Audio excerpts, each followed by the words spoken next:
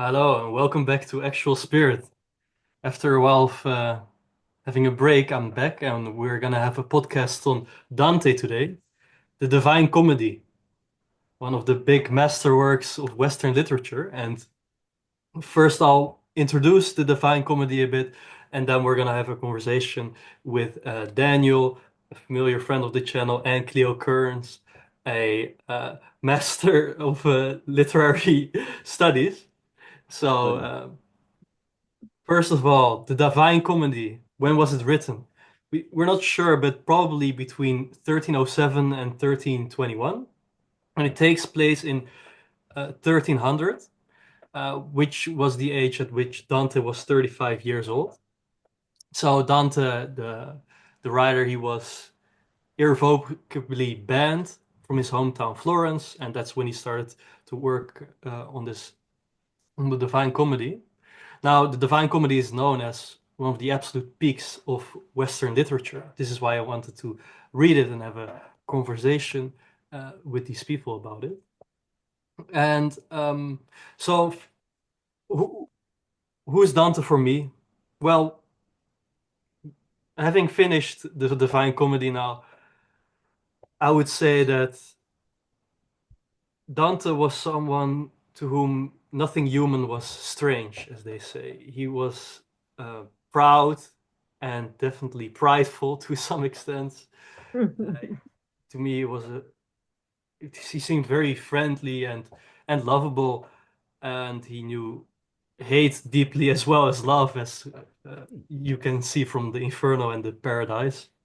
So, and politically, he had a deep love for not only his hometown but his home country, for locality, and I would say he had also a cosmopolitan streak about him. Um,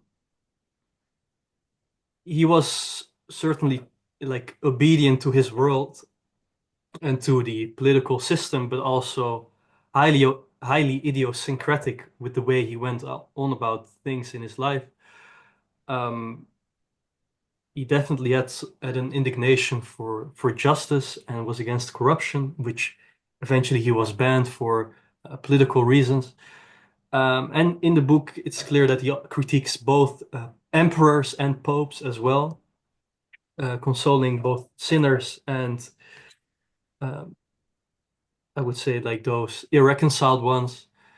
And so he cared about humans, and also he seek refuge with God.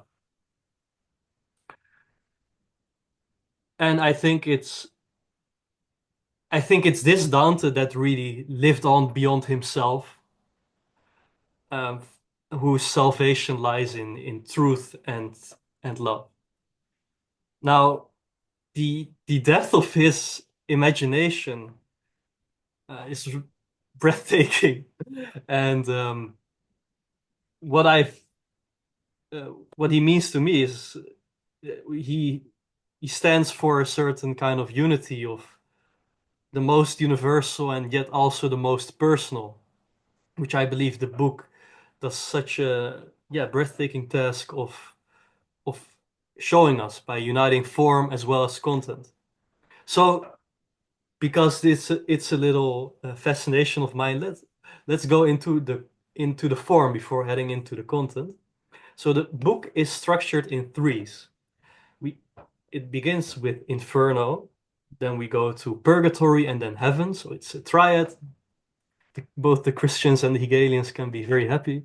But there's more threes, and there's not only threes but also ten. So the three stands for the Trinity, and the ten stands for perfection or fulfillment.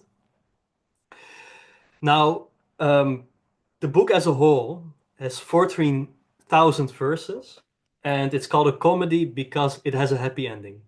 That was the basic definition of a comedy according to Aristotelian poetics. Like it has a positive reconciled ending, and so there's 100 cantos. These are little chapters of a few pages, and these are all within three canticas, which are the Inferno, Purgatory, and Heaven. So in total, each cantica has 33 cantos, And there's one canto which is the introductory canto, so 100 in total. But each canto has a total of around 1,000 words. So that means that each cantica has around three, 33,000 words. So they actually did a precise study about this. The book in total has 100,066 words. And there's much more threes and much more tens, like the terza rima I could go into, but I'm not going to bother you or bore you with it. The work can be understood, as Dante himself said, as an allegory. And in the very beginning of the book, Dante is age 35 and he's lost in the forest. He tries to climb a hill, but there's three animals, namely a panther, a lion, and a wolf, who bar his way.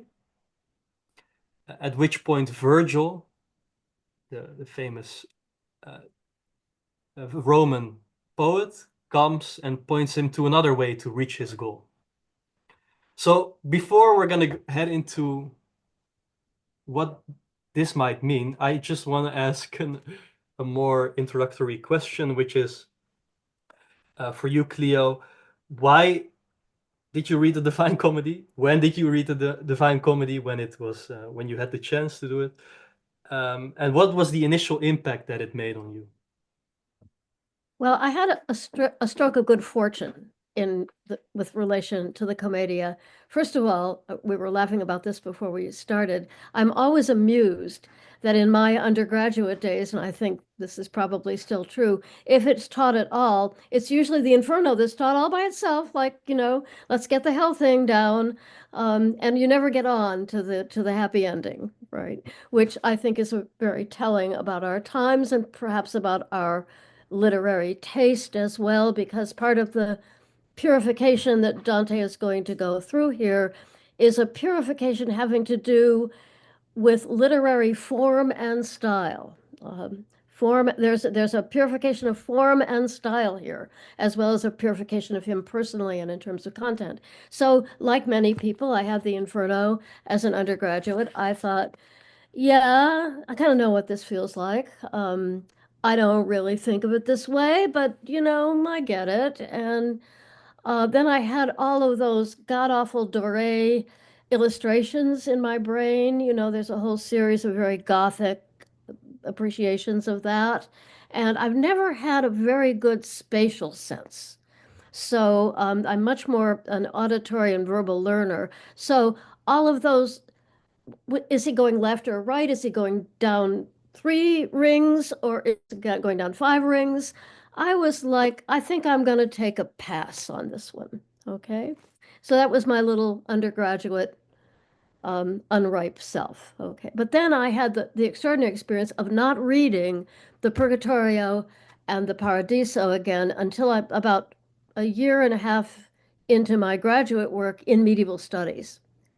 So I had the basic background. I would not say that I had the learning to follow every quote or whatever, but I didn't have to be distracted by the theological apparatus. Okay, by that time I had studied Aquinas, I had some notion of the theological map here.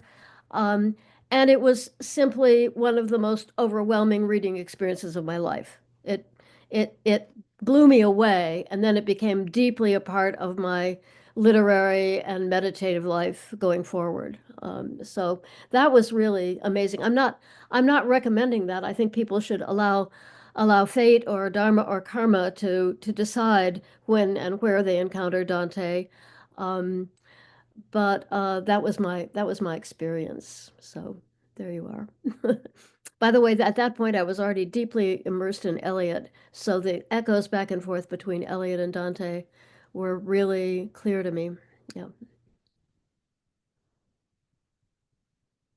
Yeah, please, Daniel, Well, what no, about this is you? delightful, and it's an honor to be in the presence of such wonderful people and the great Cleo. So thank you, Cleo, for your time today, and Dimitri, thank you for arranging it. So I always thought that Dante was basically just a showcase of bad things, like just seeing like a showcase. Never really thought of it as any more than that. And then I encountered the great and legendary William Wilson, who was teaching a class on Christian vision and literature, which was not was not literature that was explicitly Christian necessarily, but an unfolding logic that was tied to a Christian vision that had marched through sort of Western thought. And you had Richard II in there. You had Flaubert, the Three Tales, Simple Heart, and Dante was in there. But he taught the Paradiso, and you're like, well, I didn't think that mattered. All they ever talk about is the Inferno, right? No, turns out everything is kind of about that. And what blew my mind is finding out that Dante is just not a showcase of random rooms you can end up, that there's an underlying logic that is unfolding, that is coming to terms. You mentioned how it's an allegory. Well, Dante is very influenced by Thomas Aquinas and the allegory of being. And an allegory is an argument. An allegory is a way of knowing. It is not merely a metaphoric declaration, but it is a pointing. And the entire logic of Dante in its very form is what's the logic of it? It's always pointing. It's always pointing. Oh, you confuse the goods with a lesser good. It is an allegory, and it is an epistemological, in its very structure, representation of how allegory works and how we can't understand imagination, mind, memory, or the good unless we see them following an allegory logic. That is often represented by a dance. It is often represented by these birds that seem random, but actually they take a form. And once that occurred, of seeing how there is an unfolding of an allegoric logic that without which we also forget that we once had it, and you forget, and then you're enclosed in something. Oh, well, that's just like the logic of Inferno, right? You have to forget everything as you enter into the Inferno. And for me, which would be something I would be happy to bring out in this conversation, what fascinates me with Dante is the relationship between memory, the good, and the ability to remember something you forgot. That if you can't remember it, you're damned. But if you can begin a gradual, slow ascent if you can conform your will with it. There's a tradition, say, going to Augustine in the end of Confessions, of the idea that you find God in memory. Well, that's kind of weird. Like, memory is the place where God is found. And memory also, I think the line in the past between memory and imagination was a lot thinner, that these things were going together. We make a hard split between memory and imagination. But actually, that mental act, the contemplation of the brain, seems to be the place that one has to go to rightly order their goods. Much more can be said. I am very fascinated by memory in Dante, the role of memory. And as a critical starting point, you mentioned the woods. Dante starts off going, how did I get here? I don't know how I got here. He remembers that he forgot something. Whereas what's funny is when you cross the river, you forget that you forgot something. So Dante, in a way, remembers he forgot something, and that seems to be where the hope can be found. Whereas once you cross the river with Charon, you forget entirely. Forget any hope you had of heaven, I think the boatsmen say, right? But Dante remembers that he forgot before he enters hell. So that means there's hope for him. That means he can actually be guided. Whereas those in hell forget that they forgot, right? And so that role of memory and what memory looks like is fascinating to me. And I fell in love with it following William Wilson. And then also was able from Dante to see how this weird relationship, if you will, between memory, the good ordering is constantly unfolding in a conversation between many literary people. He also brings in William Faulkner with The Sound and Fury, Absalom, which is one story of trying to remember something that occurred and getting it straight, but then having unreliable narrators and all of these different things. There's an unfolding logic that is the heart of this that has fascinated me ever since. Well, okay, so as I expected, this would open up so many different possible avenues to continue on. Uh, Before that, I want to have said that Dante very consciously wrote the Divine Comedy not in Latin, but in Italian. And that was a very conscious decision. Of course, if he wrote it in Latin, it would immediately have more reach. So, but he wanted to show that, for one, that Italian, uh, the vulgar Italian, as they would say, actually has value as a literary language. But not only this, there's something I believe here that also deeply related to what you said about memory, because when we think in a language, and in what language we think also determines what kind of eye for detail we have, what we look at, and certain things. Mhm. So the discernment of the eye, of course, comes up in Dante many times, and the the hypnotic effect of the gaze of the eye comes up. So yeah, so as you said, Dante remembers that he forgot something, and in antiquity, one popular method to get to the truth, let's say, would be memorization or anamnesis, the Greeks would say. So you would recollect the perfect forms as we learn from the textbook Platonic reading. But yeah, for sure, recollection or memory has a huge role in antiquity and also in Neoplatonism, of course, which was another highly influential philosophy to Dante. As Cleo, you could speak way better about it than me, probably. But what has struck me when reading this book is that you could read this book as um, the world historical passage from antiquity to the Christian world, or like from the Greco-Roman world to the Christian world again. And it seems that Dante is maybe not introducing, but he is emphasizing many elements that you wouldn't have had in antiquity per se.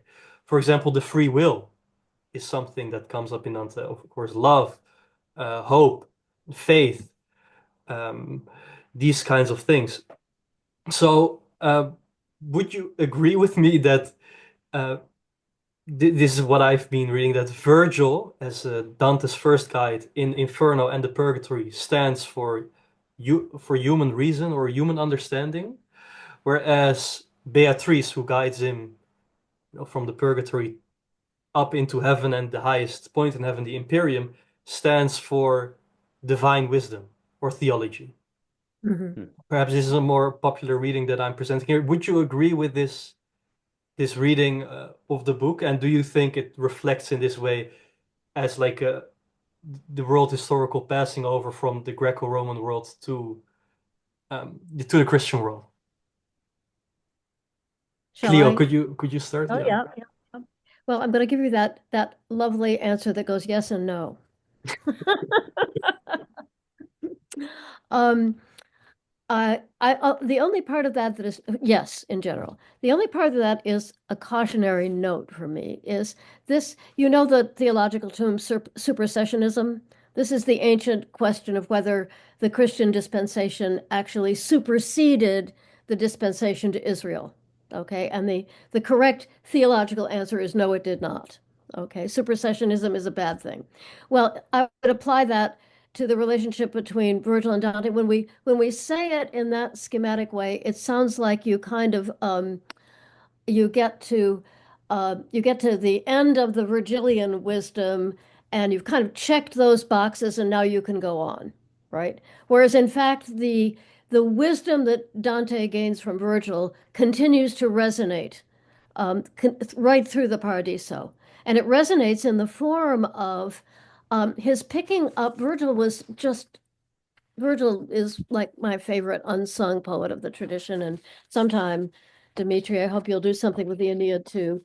But Virgil was particularly good at these sort of small gem-like phrases in Latin that Latin lends itself to anyway, to little tags and mottos. Latin is very rich in that kind of repertoire.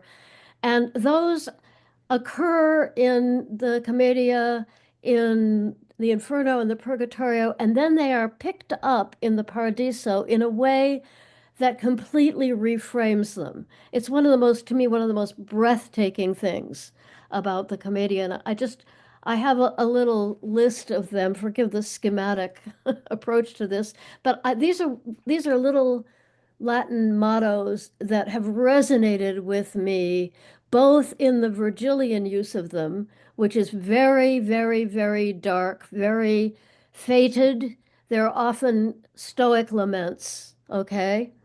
Although Virgil is complex around that too, so take note of that. And then in Dante's later usage, they become something else. And a few of these, if I can run this for a minute, well, the one that just floors me every time is Date omanibus lilia plena. Okay, my Latin, forgive me. Data, give into my hands, my full hands, um, how to say this, fill my hands with lilies. Okay. And it's an extraordinary moment in the Aeneid where Virgil has gone down into the underworld and he's seeing the shades of the entire Roman hierarchy, the entire patriarchal hierarchy of Rome. And he's seeing missed opportunity after missed opportunity after missed opportunity to become some kind of true embodiment of human justice. Okay. So he's looking at that whole trajectory of that history, figure after figure after figure, both in terms of their greatness of stature and of their ultimate failure, which is Aeneas' own failure, to be able to in any way hold the vision of a just Rome. Okay.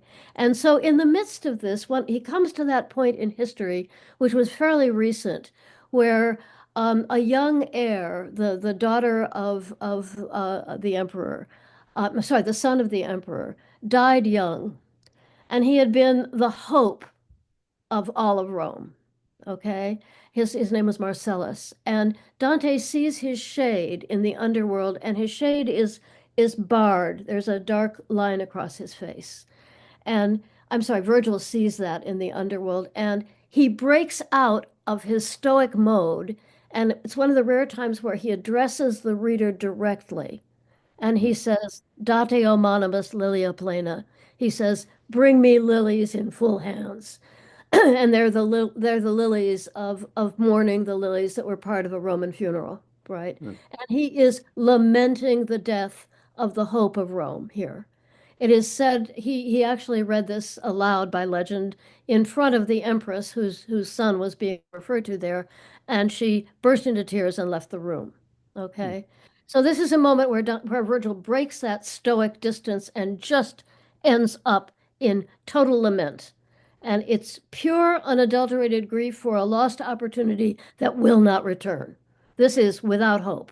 Okay, this is memory without hope, which is the central trope of the Inferno, right? If the Inferno is memory without hope, the Purgatorio is memory with hope, Oh, and the Paradiso is memory with celebration. yeah, Right. yeah.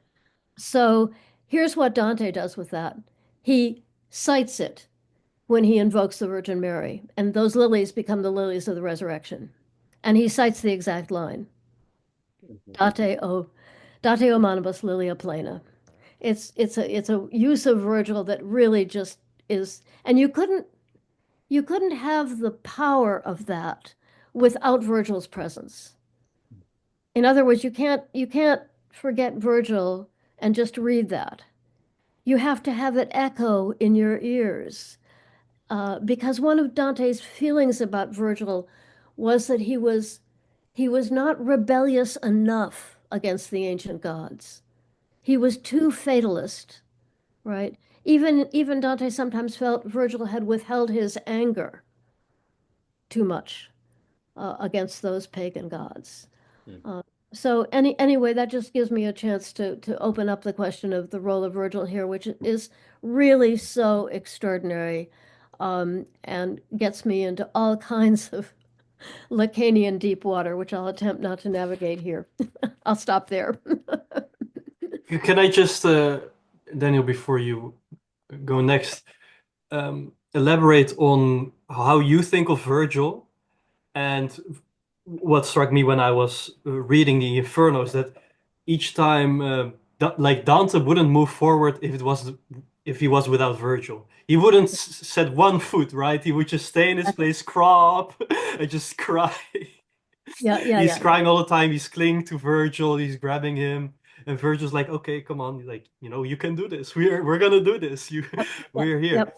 So, Completely. Yeah. I think one of the most psychologically telling and fascinating moments is in the Inferno. Again, I'm doing this from memory, so who knows? But there's a point where one of the souls of the damned is trying to crawl into the boat that they're in. It's early on, and I think the sin there is anger, in fact. And Dante feels enormous compassion for this soul in hell. And Virgil says, "No, no, no, no, no." He pulls Dante back. He says, "No, no, no, no, no. Move on. This is not a place for compassion."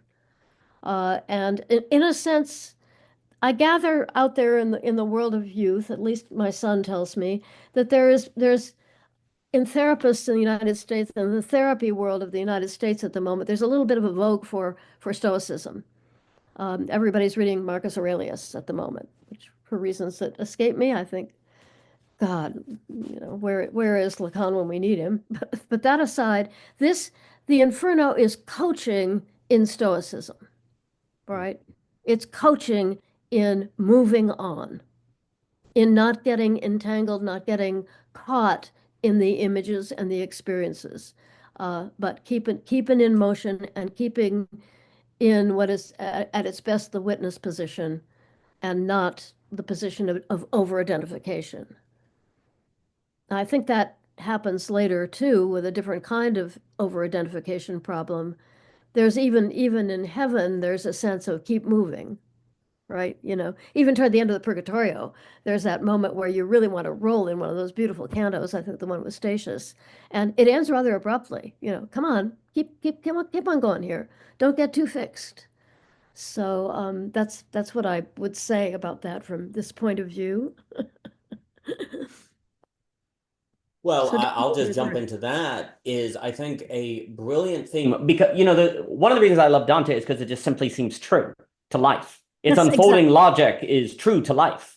Yeah. Like compassion that becomes too fixed is Yes. bad, but a Yeah. life without compassion is bad. But what does it mean to have a compassion that moves? The logic of Dante is constantly screaming that anything that stops moving is bad. It dies, right? Yeah.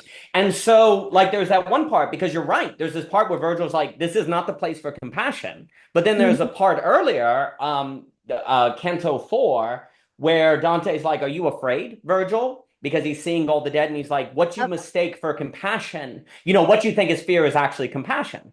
Well, there is a kind of compassion in Virgil, but here's the key: Dante is not ready. He's not actually able, in dare I say, maturity, to be able to have compassion in hell without being lost in it, without being pulled down into it. And that one of the key values to Dante is this new, dare I say, nuanced and complicated logic, where it simply will not do to say good is here, bad is here. No, all goods that are disordered end up over here. And actually, Mhm. things that seem bad can actually move you toward Beatrice and the good. Because there's a critical, like to this point also with the question of Virgil. Obviously, Dante wants to be like Virgil, right? He wants to be a great poet. And at the beginning with the three animals, and this is debated, so don't take me as authoritative on it. There's references apparently to Jeremiah, I think, with the three animals, and there are three things that the animals probably represent. The she-wolf is probably lust, probably sexuality, something of this nature, and I think the lion instead of the wolf is more on the side of pride, right? So what's probably happened is Dante has forgotten he wants to be like Virgil, but a key phrase in the Inferno somewhere, maybe 5 or something, is the souls, the shades in hell have lost the good of the intellect.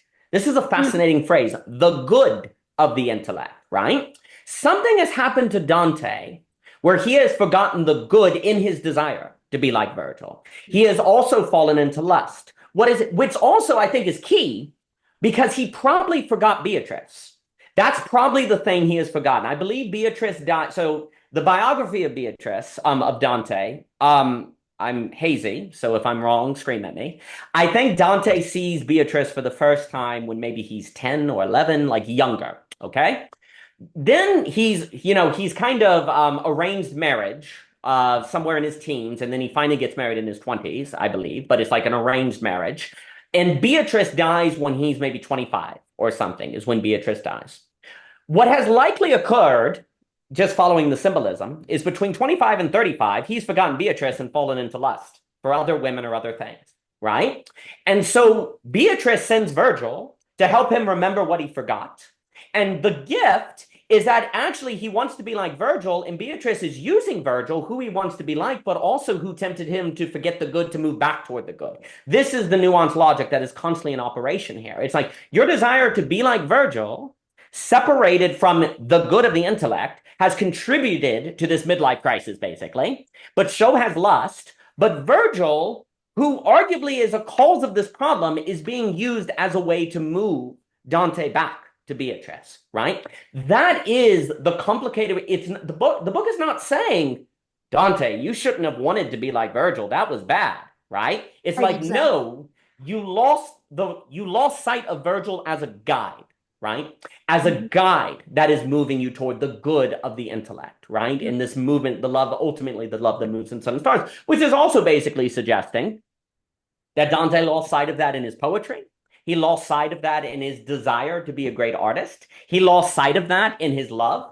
And there is a funny way in which, as you get all the way toward the end of the Paradiso, there's almost a collapsing of the form that occurs before the beatific vision, which is almost showing that Dante, right at the moment when you should expect the greatest poetry, because you're at the top, is actually when Dante deconstructs himself in the form, which suggests that he's learned the lesson. It suggests that, I wanted to be Virgil and the great poet, but I actually sacrificed the good of the intellect, which ultimately is the beautiful of the intellect. And now I'm going to get out of the way. And remember that and then he, of course, ends with a very humble thing. He says, yeah, my wings failed the lofty fantasy. I actually couldn't take it. I couldn't handle it, right? Well, that's where the good is supposed to lead you. And so the relationship, there's a way in which Virgil, you can see there's a certain reason, there's a certain poetic, there's a certain aspiration in it. He also loves the classical poets, and he wants to bring them into the Christian canon. He doesn't want this hard divide between Athens and Jerusalem, but he's also caught trying to figure out, following Aquinas, how can that work with Christian theology? Oh, am I committing heresy? Well, by showing that, and then I'll close the point, by showing that Virgil can actually be a guide back to the good of the intellect, you're showing that you shouldn't ban Greek literature. You shouldn't ban these poets. You shouldn't ban classical thought, because that's always been a temptation in Christianity, right? Like, don't read these people, they're going to set you astray. Dante's like, no, the only reason I have a chance to get back to the good of the intellect is thanks to Virgil. And if you ban Virgil and you banned aspiration, I might not have any chance. I forget and be completely damned. But thanks to someone like Virgil, I can remember I forgot before it's too late, and therefore go through Inferno as a movement. Because I think what Chloe was saying is so critical. You can't keep moving if you forgot. You forgot. Because it's like the lost coin in the new, when you lost a coin, you're looking everywhere for where did it go? Where did it go? You're really driven. Well, if you remember you forgot something, that can be a drive in almost a psychoanalytical sense, right? And so you have this sense of, I forgot something, but I also forgot how to get back to it. What do? Well, it turns out reading Virgil can help. Turns out God can use the aspirations to be a great poet, right? So, but once you forget, you actually can lose that drive. You lose the movement and you get a stable state. That can occur. And so I think Dante really is trying to show that it can be precisely the reading of Virgil, the aspirations to be like Virgil, because Dante also has aspirations, clearly, right? And there's always been a kind of thought in Christianity. Stoicism may be taken too far in different forms. It depends on what you mean, because he also is trying to say, okay, Stoicism seems to have a role, but what's overfitting and what's taking it too far? How can the love that moves the sun and other stars use Stoicism as a movement? How can it use Virgil? Dante wants to be an encyclopedia, a literary encyclopedia that doesn't throw out anything, but also he has to show fidelity to the Christian truth. So he has to figure out how to fit it together. That's plausible and believable, and in so doing, I think you see the logic of the Paradiso of the Commedia arise from that effort to bring all of these voices together, as opposed to go on a side of censorship, on a side of getting rid of and not seeing any possibility of, say, God using Virgil or different things. So that's some thoughts that come to mind on the relationship. Yeah, that's really beautiful, and it's in this way it's also reflects the structure of the phenomenology of spirit by Hegel. In different ways, you could equate what Hegel calls Verstand or the understanding with Virgil, human-like reason that's still, I would say, led by aesthetics, but it's not so conscious as it directly being the beautiful. Like take physicists, for example. Like there's obvious, or like in maths, there's aesthetics to these disciplines. Like symmetry is seen as beautiful, the purity to like clear formulas and stuff like this. But that's Virgil. That's like I would say the human understanding. And then there's reason, which according to Zizek, functions with the logic of the non-all, and the non-all is represented by woman or Mhm. Beatrice, Beatrice, you could say. So I think, and when I read the ending of this book, I definitely think it's exactly like Absolute Knowing because he says that so I'm reading translating real time from the Dutch, so it's a bit of a butchering, but suddenly my spirit was hit by a flash that fulfilled all my desire, and from that moment on, my imagination, which was raised so high, was struck by confusion. So, but this is absolute knowing. That's what it's this point of Mhm. self-emptied, self-othered confusion that discharges you to the next, uh, let's say, moment of becoming. And but then what's crucial about is why is this like what is retained in this change, as you've already alluded to, Daniel, is that being led by love, the love that moves the sun and other stars. So this is what changes with Beatrice. It's kind of even um, a making conscious of love as the driving force, and I think this also maps on to this Lacanian and Slovenian idea of the move from desire to drive. And Dante does really um, subtly make the difference between love and desire. He doesn't just say, yeah, desire is love and love and is desire and these types of things. Um, for example, there's a kind of pain to desire, and there's also kind of wanting to desire in desire itself, right? Like desire is this self-perpetuating type of force. Um, there's also weird paradoxes the higher here in the book that the higher Dante gets up into heaven, the further Beatrice seems at certain Yeah. moments. She seems to be so far with he's the closest he could ever be, so to say. Um, yeah, Cleo, do you have anything Oh, to say just about it? yes, yes, yes. A couple of things. One, um, it's always fascinated me. I really love what you're saying, Daniel, because it's the forgetting that you have forgotten that is the problem. If you don't even know you've forgotten something, you'll never get it back. But there is also a kind of forgetting that is kind of natural.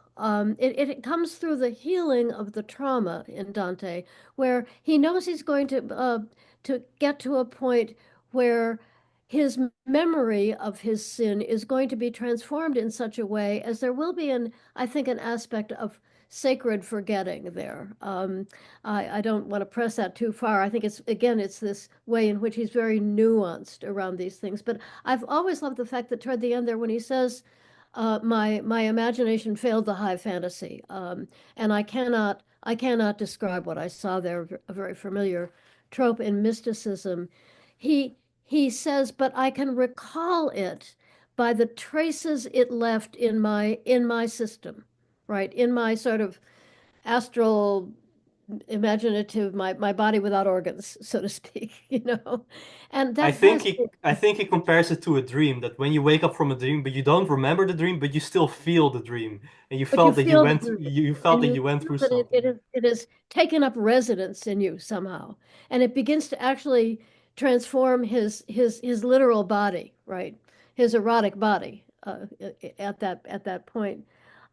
The other thing I want to say is, that it fascinates me. I mean, this is a very St. Thomas point, that Dante is constantly trying to bring us to a deep awareness of the importance of the particulars of every person. Um, this is not the generic ascent of the soul, right? This is a specific, particular trajectory through these systems, which has its blindnesses and its faults, as we well know, as well as its great vision. And it fascinates me that I think this is one of the very first or the rarest, don't hold me to this, instances in world literature where the poet enters the poem late by name, but he's named by somebody else. There's this incredible moment where he's encountering Dante in the Purgatorio, and she says his name for the first time. It's the first time you hear his name in the entire poem. And she says, Dante. And what she is expressing is that tone that sometimes a parent will use to a child, or we sometimes use to a lover, where it's like, hey, you, wake up. I'm talking to you, right? It's not a celebratory. It's full of her kind of her anger and her wanting to bring him up short. It's like she's pulling hard on the bridle, you know. Stop it, right? Dante. And it has all kinds of echoes for me. There follows the great kind of scene of the way in which she recalls to his mind, makes him remember his lapse, his following other women, and the period of wandering that he'd had. Um, and so this is not the beatific vision. This is a human moment of waking up that's preparatory to something else. Do you see what I'm saying? But it very much reminds me, all proportion guarded, as they say in French, of the moment after the resurrection in the garden where Mary Magdalene turns to the gardener, and she says, "Do you know where they have buried my Lord?" Because she's afraid they've stolen the body. And the gardener says, "Mary," right? And it's in fact Jesus. Um, and the next thing that happens between Jesus and Mary in that passage is she reaches, this happens in Dante too, she reaches out to embrace him, just the way Dante, at the very beginning of the Purgatory, he reaches out to Casella, his friend, whom he's seeing there, and he tries to embrace him, right? And Jesus says to her in the Latin phrase, which has come to us through the tradition, Noli me tangere, you cannot touch me in this body, right? We're going to have to shift our relationship because I'm not in the kind of body you're trying to embrace, but I am in a body, right? He's not saying I'm a disembodied spirit. He's saying you can't touch me in the way that you want to touch me. You're going to have to shift your vision to be with me. And I think that I think Dante had that in mind when he used his name in that way. Um, and the effect on him, it comes a little earlier. Also, first hearing the name of Beatrice spoken in Purgatory is also very interesting. These names point to the inescapable quia, the inescapable singularity of each person in this drama. Which again is a moment of equilibrium in the tradition between pattern and form and particularity in balance, right? Which is an extraordinary aesthetic achievement. Um, for me, it comes to an absolute fruition when he looks into the heart of the rose and he sees in the center of the rose, um, he sees this gestalt. For me, the way I see it, um, he's looking at Christ, but he's seeing a gestalt, almost a back and forth between a purely formal representation of the Trinity, a geometry, and an actual human face. It's an extraordinary, almost Levinasian moment, right? Um, and that's at the core of the poem for me, is that incredible tension, and then ultimately that kind of marriage of form and particularity. Um, I'll let that go there. I mean, I've said that so ineptly in the face of the achievement of this poem that I can't even bear to hear myself talk. But that's how it's supposed to be, right? In the final canto, Absolutely. language fails, so that means you really get it. You're on it. So, well, I love what you said. There's I've always been fascinating as a work where there does seem to be, in terms of imagery, a movement from algebraic imagery to geometrical imagery as you move up. It moves from points to lines to shapes to birds. There's a movement toward the geometrical because there's higher dimensionality as you're operating. And of course, if you're an algebraic being, it becomes increasingly difficult to describe the increasingly geometric. And I think that's beautiful with the rose. That's so well put. I'm always fascinated by the body, the role of the body in Dante, because there's an interesting connection seemingly between flesh and even having the possibility of remembering. And the kind of body you have that impacts what you can change. There are parts in the Inferno, I don't remember where, but they talk about they have a bodiless body. That's weird. And then in the Purgatorio, there are shades, which light goes through, and they're in awe of Dante. They're like, what? The light can actually hit you. And then when you get to the Paradiso, it's almost like they have light bodies, right?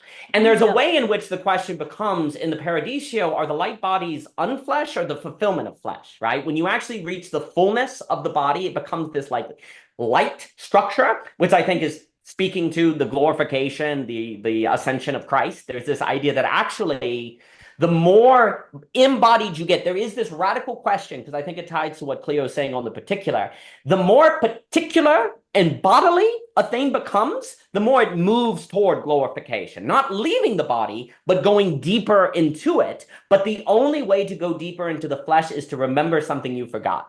And also, I should note, as just a note, what I have in mind when I keep saying, I do think of, obviously, the mysterious Meno dialogue in Plato, where the slave boy remembers something and like, what in the world? Where did this memory come from? And there's this idea that that's ability to be like, how did I know how to do this math? How did I remember to do this math when I've never been taught this moment?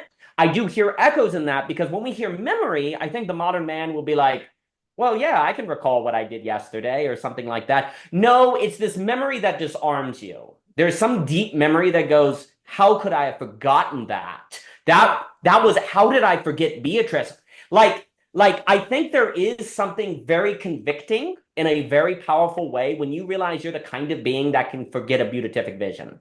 Like that, it's really interesting because and it ties to a theme in the Torah. Remember the Lord God that got you out of Israel. Remember the Lord God that got you out of Israel. And it's like, do you remember the whole parting of the Red Sea thing? Do you remember that? No, we're going to wander in the desert for 40 years. A lack of memory is strongly tied to what? Wandering in the desert, losing faith in God. It's like, God, we'd really like a king. I parted the ocean. I'm telling you, you don't need this king and whatever. It's like, no, we still do, right? There's a certain like ridiculousness about the human being in that we can literally have an experience of something unbelievably profound and moving, and then 1 year later, forget it or not even think about it at all. And that seems to be tied to fallenness, this weird capacity of human beings to forget these moments, these powerful moments, these life-changing moments. A good example of it is falling in love, and then 10 years later, treating this person you fell in love with and at what point you were willing to die for, and then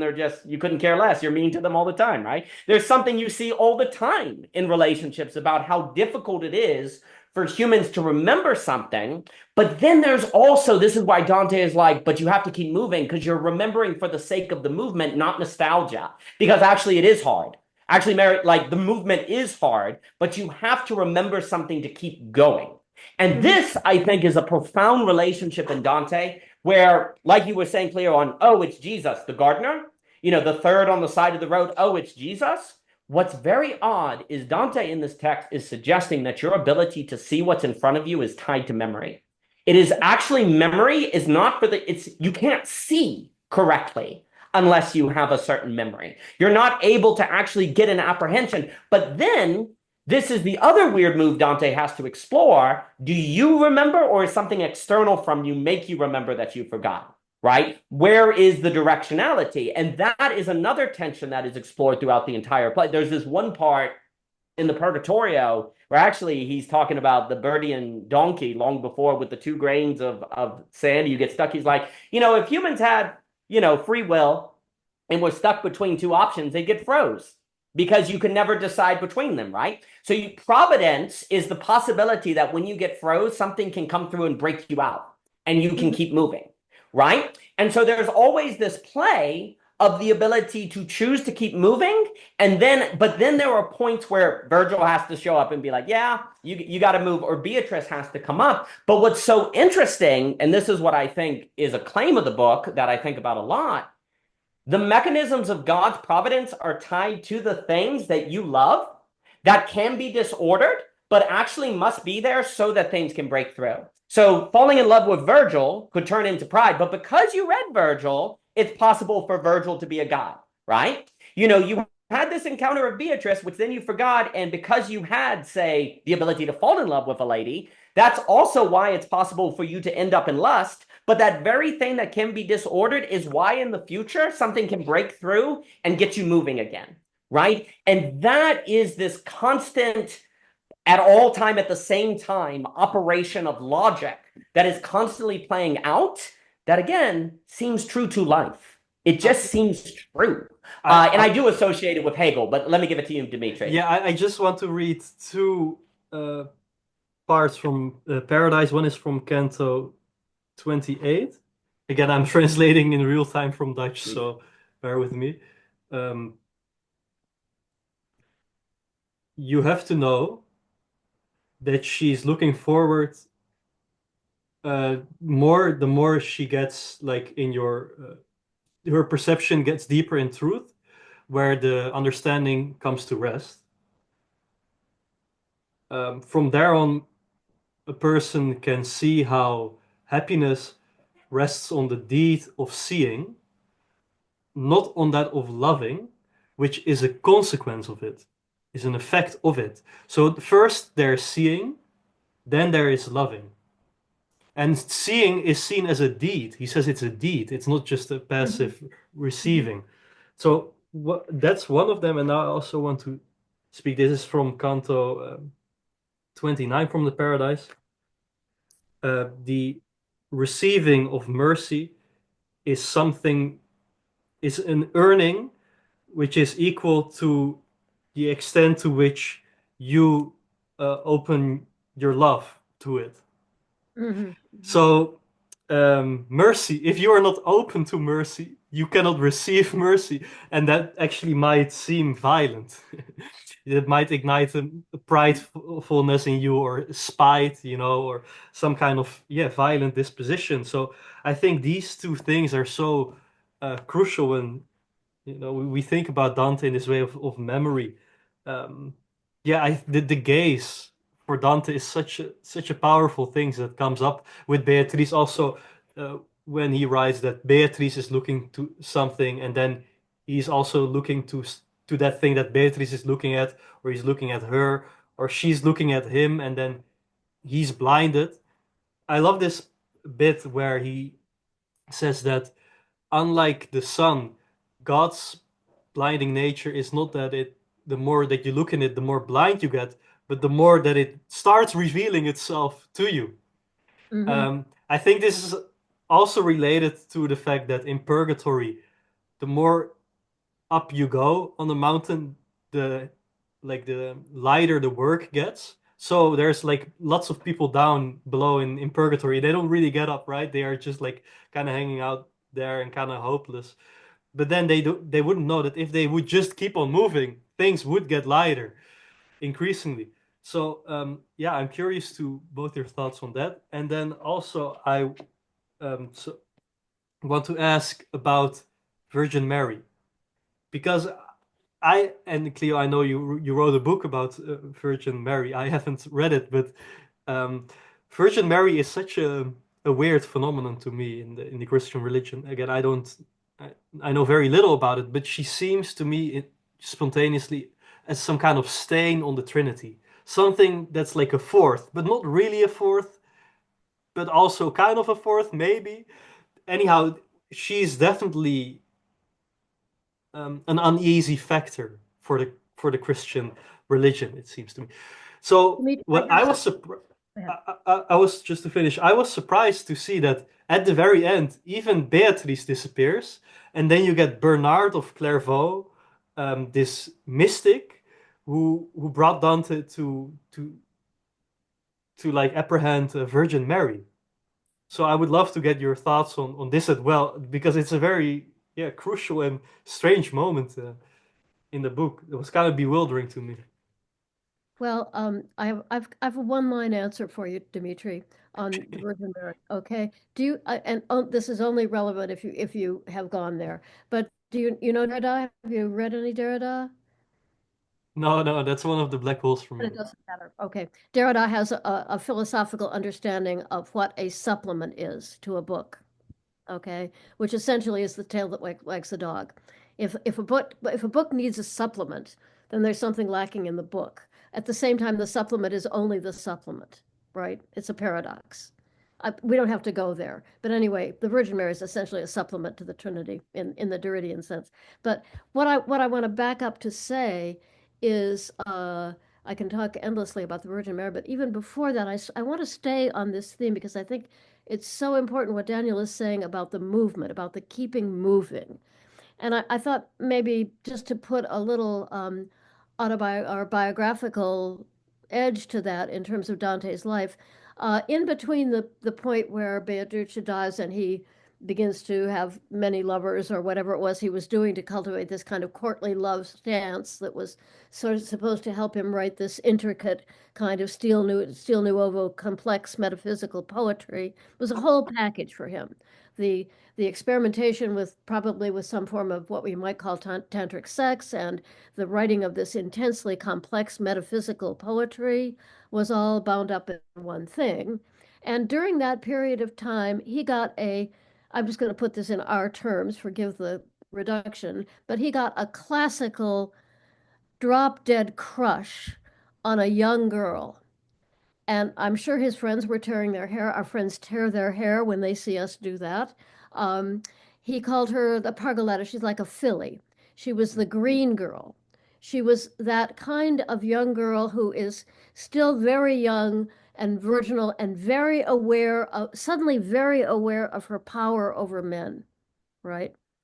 And he just loses it. And he finds these are called the Rime Petrosa. These are the turn to stone rhymes, right?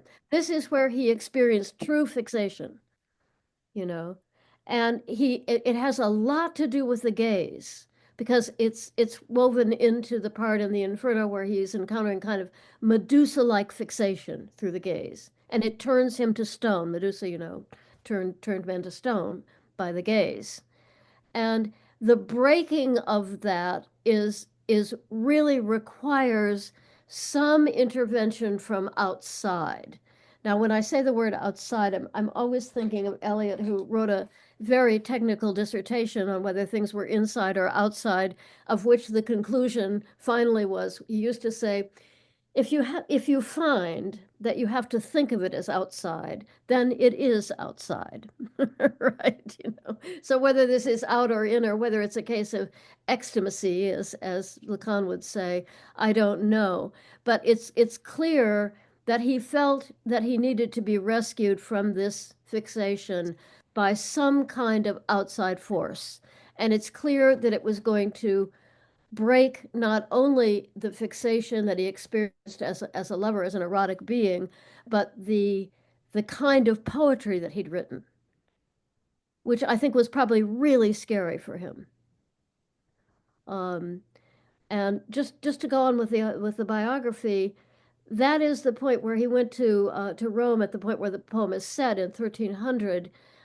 While he was in Rome, he was his political faction lost back home. I think of the way I feel right now in the United States, and he was not just condemned to exile. He was condemned to the exile that if he had gone back to Florence, he would have been burned.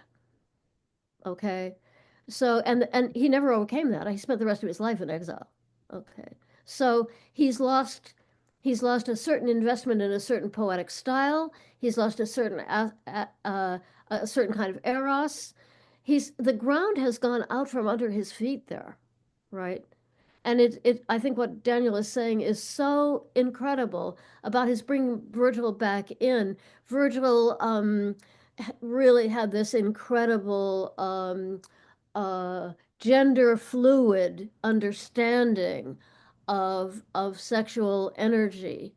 and he could move very smoothly, almost without. He was a very feminine creature, and he could move very smoothly in and out of the feminine and masculine aspects of a certain kind of fixation, and he did that partly through his investment in the figure of Dido. But these are figures of ways in which Eros can get really, really, really stuck, and it can require something like a stoic moment of withdrawal. And that seems in Dante and in many lives, including my own, to somewhat require a kind of external force. It is like the force of Beatrice, and I think this is what Beatrice is pointing to when she says, Dante, you lost yourself there. You lost yourself in the wrong way, right? Come back to yourself.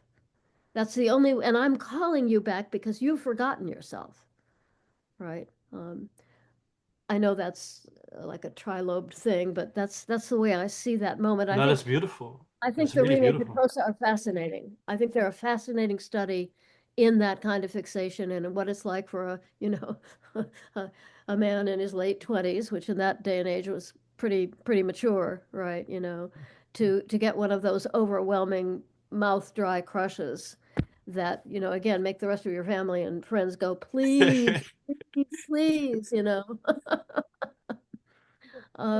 And again, the sense that without that, he wouldn't have understood what it is to be turned to stone. When Dante challenges him, he isn't turned to stone. He gets what's called in Christian spirituality, he gets the gift of tears. He's able to cry for the first time in the poem. When she doesn't turn him to stone, she turns him to tears, right? The tears dissolve the fixation. No, I absolutely outstanding. One of the things that I think is so important with Dante is the biographical stories. And usually when people teach on Dante, that is left out, but that is so critical because this is a logic for a midlife. Like this is a kind of like there's so much talk. Like who are all these people now looking for stoicism or stuff like that? They're like in their 30s, 20s to 30s, right? There is this desperate hunger. This is in a way the philosophy of what you need at midlife. You usually, when you're younger, are just figuring out what you like, or you're encountering the good. And what's so critical is Dante uses the resources of his younger life to become guides that get him moving, right?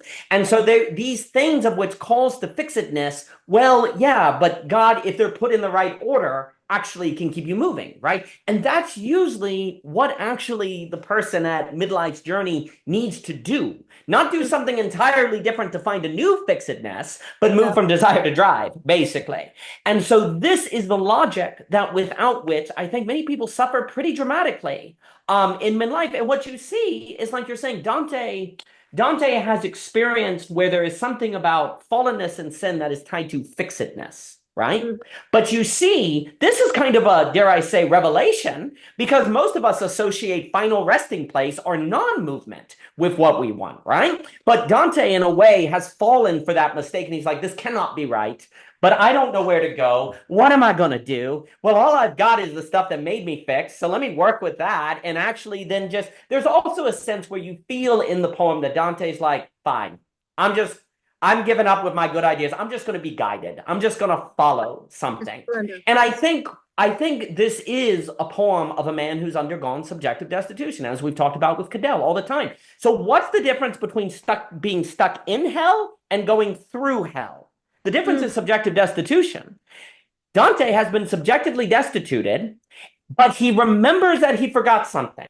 And so the subjective destitution actually is a trigger for the memory of forgetting.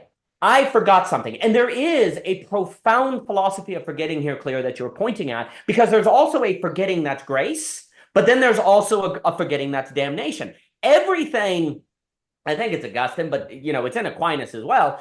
Everything that exists must be good if in the right order, right? Sex is good, it's lust that's bad because it's a disordered good. It's the intellect has lost the good, right? There has to be something good about forgetting because it exists as a real way of shaping the intellect. The problem is we tend to, as human beings, use forgetting to forget the things we need to actually get rightly ordered. And then we don't use forgetting to actually prune out the things of desire that get in the way of drive, right? So there is a profound philosophy of forgetting that is being put forth. And basically, there's also a sense in which what got, like, if you follow, following the love that moves the sun and other stars, you forget the things that you shouldn't have even thought about in the first place. The things that are forgotten are the things that really were kind of lacking substance. So it's not, this is the weird move. It's a kind of negation of the negation. You forget the things that didn't have being because they were disordered. So you forget things that really were not even there to remember. So you're forgetting that which you shouldn't have even thought. And so it's not a subtraction of being. It's actually a refinement to the substance, if you will. And that metaphysics, I think, is also kind of true to life, right? One hopes as you go along that you forget the things that you shouldn't have thought about in the first place, not because you, but here's also, I think, the revelation of Dante. You can only do that by moving and moving. You can't do it by saying, I'm just going to repress. Because this is what's interesting. Dante has a metaphysics of forgetting that is not a repression because he's looking, okay, I'm looking at all these things. I'm seeing everything that occurs. And there's some devastation that comes to it. And I think it makes sense then that the opening is Dante, which comes in this moment because it's also like a Genesis moment. It's a creation. I name the animals. There's a naming that occurs. Now you exist. But the voice that kind of names you must be one. What are you doing? What have you been doing, Dante? You've been too fixed. And the funny thing about that is it's like, you're right. You're right. And yet, the only way to be able to come to the place where you're able to actually listen and say, you're right, required the going through hell, of which you're able to do and not forget that you forgot, is through a subjective destitution that then makes you be able to go without getting stuck. Right. And that, I think what's interesting too, like you're saying, that's so profound, is this idea, I think often about the relationship of seeing and freedom, which I do think Dante is also playing on. Do you choose what you see? Often you don't. It feels like you choose what you do, but there's actually something about seeing that doesn't quite fit into a simple, did you choose it or not? Like, I'll go outside this afternoon and see if my grass has died, and hopefully not because it got cold, but we'll see. We'll put down more seeds. I'm not going to choose what I see when I go outside, right? I'm going to choose to go outside. I'm going to choose to put myself in the place of seeing something, as you kind of are always forced to do. Even if you're blind, you're forced to, and you're in a way determined to always sense. You're going to be experiencing. You don't choose to experience. Experience is what is given so that something like choice is possible. But choice often has some sort of relationship to you choose what you are going to see, not what you see. If you choose the parameters of your seeing, right? And not what you see, which is very odd, right? But that's where, like, when you're fixed, you're seeing, what happens when you're fixed is your seeing can no longer experience the new. That's what happens in fixedness, right? All you can look at is that thing. So then you don't have freedom, actually, because freedom is tied to the question of what you see. And the highest point of freedom in the poem is when you can't handle what you see, but you know you can't handle what you see. And so there's a certain sort of like collapse of the capacity to see that is the ultimate freedom, which that absolute knowing beatific, right? And so Dante has looked, it's like C.S. Lewis put it in a way, and I did like it. He said the problem is not looking at a pretty girl, it's gawking, it's gazing, it's the fixedness, right? It's not the looking, it's the stop. Your relationship to your eyes really has a lot to do with your maturity even. Your freedom, your ability to keep moving the eyes. But here's the critical, not because you're avoiding what you're seeing, but because you're letting what you're seeing guide with the point. That's the key. It's not that he's looking for something new. The mature eyes that find freedom are the ones that are following what the things you see point to, which is a subtle difference between trying to see new things. What is the difference between saying, I want to have, like, there's this, like Emerson, I think it's Emerson, who at the end of his poem is like, there's this drunkenness on travel now. Everyone wants to travel all the time. They haven't learned to be able to stay somewhere and experience it. And of course, there's a ditch on either side of the road. But we live in an age where there can be a certain obsession with new experiences, right? Dante would not say that experiences are bad, but there's this hunger with, I want to see something new. I want to see something new. Well, That's a kind of perversion of wanting to have your eyes follow the pointing, the allegoric pointing, where goods are always pointing beyond themselves to move you toward the beautiful. In a way, that's a new experience, but it's a kind of like in the following the allegory, you get new experiences as well. But if you're just looking for new experiences, you don't get the allegory. And then it becomes something without substance that you want to forget you forgot, right? And so that's also the profound logic of seeing, memory, freedom, because there is also, and then I'll close. When you remember something, there's a weird way in which you what? See it. So like it feels external to you, right? And it is this external thing you need in order to open, well, new possibilities of movement, right? And so your willingness to have something external be seen that moves you out of your fixedness seems to be the very fascinating relationship between freedom and determination and beauty and all these things that Hegel talks about. Dante is suggesting tied to the learning how to see in things what they point to, what they are pointing to. Because obviously Beatrice the whole time is shining with the light of the beatific vision at an intensity that Dante can handle so that he can continue to move, right? Because that's another profound thing, and then I'll close. That's another profound thing that I think Dante is saying is that as you get older, you need to learn how to see to which things are pointing and also understand that you can't handle seeing the whole, that it's you have to develop. Movement and development are tied. If you see the beauty, if Dante smiles too soon, you're reduced to ash like some Lee, right? So there's a developmental. But what's so fascinating, why, in a way, I see a kind of like a lot of hope in this poem for people at midlife, is because it's kind of saying like, oh no, life begins at midlife. Like a lot of people feel like, oh, I'm 30 and 40, it's over, it's done. No, Dante comes in, he's like, no, this is when it begins. The first 30 years was getting the resources that could be used to move you toward the beautiful, but this is the beginning.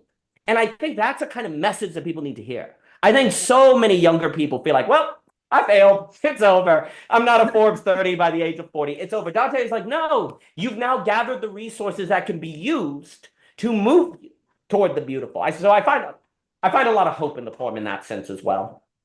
I want this. That's all beautiful, Daniel. I want to add to this one thing, and that's that um, it's not that first you get the Christian message of hope. There is hope after all. First, there is, abandon all your hope, ye who enter here. And paradoxically, that's great. Like, because it's not, you're also freed from a fake hope. There's no need for a fake hope. You just start with hopelessness, but there's Virgil to grind, to latch on to cling to, and just follow him. You don't have to have hope. Just keep moving and follow Virgil. And I think there's also an importance to this. And I think this is also in psychoanalysis the death drive. The death drive not as that which makes you head towards extermination, but the death drive as that which keeps you moving, even though there is no living thing to move for. There's no, let's say, vitalistic life impulse to move for. There's just death and death. There's just melancholia and anxiety, and you keep moving. This is the death drive, right? So there's, yeah, there is a kind of blank slate freedom in this kind of point, this kind of crossroads that Virgil comes down and he's like, there's another path. You don't have to get stuck here. There's another passage I want to read a part of. It's from the Paradiso, Canto 7. Um, excuse me, I should have gotten the English translation, but I didn't take the time. So he says, the human being in his own borders can never get enough satisfaction because in his humble submission, he can never go as low as he goes in his heightened pride.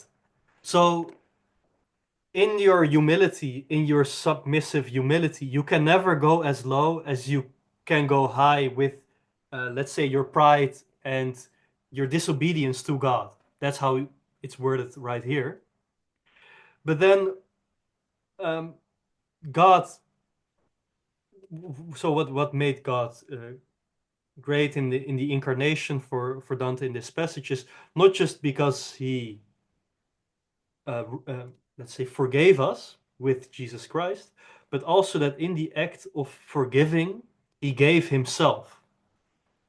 So I wonder if you have any thoughts about the difference between forgiveness and then really giving yourself, and this the difference between God just being up, up in the heavens and saying, "Okay, humanity, I forgive you," and God coming down from heaven, being incarnated in this in the depravity of the flesh, and in this act, giving himself. And I think there's something true to that, because I think there is something that you can sometimes go for a cheap kind of forgiveness, right? You can always speak, "Oh yeah, I forgive you."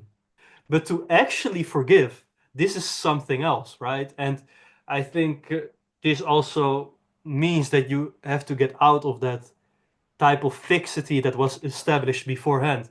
One more note on that. For Freud, uh, the one of the definitions of the unconscious is fixation. Just the mere fixation itself is the unconscious. It's where we can see the unconscious um, be, right. And so one more point on this, because I've been exploring this in my own work regarding love, is that um, there is a sense to which in Dante there's also a movement to the conscience of duty, to this move of the apprehension of beauty, in that, in its own, I guess, in its own self-grounding, or even beyond that. Um, and I think there's something that I think it happens at the end of the purgatory. There's Statius who comes along. I hope you guys remember, because I thought there was really a very interesting moment. Statius comes along, and so he's also a very famous Roman poet. And then Statius starts talking about sex and death. So I thought it was very interesting that the way I read this is that when we move from the understanding to reason, or from like a kind of fixedness to the logic of the non-all, you could say, is that it has to be mediated by sex and death. You can't just go from Virgil to Beatrice. You have to go through Statius. That's the argument I would make. Yeah, nice. Yeah. So let me know what I think. So through this mediation of sex and death of Statius, there is I think there's something that the understanding can rest, not because it ceases to move, but because there's not this infinite progression of there's always more duties to do, there's always more burdens to carry, there's always more stones to carry up the mountain, so to say. I think Beatrice, like, she breaks up with this whole paradigm, that whole like Roman paradigm, you could say, of duty being upfront. And this is kind of, yeah, what I see as Christ and reconciliation doing. Yeah, so to say. Beautiful, Dimitri. I mean, the question of forgiveness is so central here, and it's particularly central to Virgil emotionally and imaginatively and in terms of passion around the figure of Dido, because she never forgives. Even in the underworld, she does not forgive Aeneas. And it's a particularly tragic form of non-forgiveness as well. I could go on about that, but I really love what you're saying. I just want to add one dimension to the question of the seeing and the moving. First of all, around the sex and death thing, that whole passage where Beatrice is chiding Dante toward the end of the Purgatorio, he dies over it. He says, you make me feel like I want to die, and he does die, right? At one point, he doesn't even know he's fallen in the river until he realizes when she starts to pull him out that he's drowning. Right. Talk about forgetting. It's an extraordinary recreation of the quality and the experience of dying to self on the path, which of course we, being us, have to repeat again and again and again, apparently.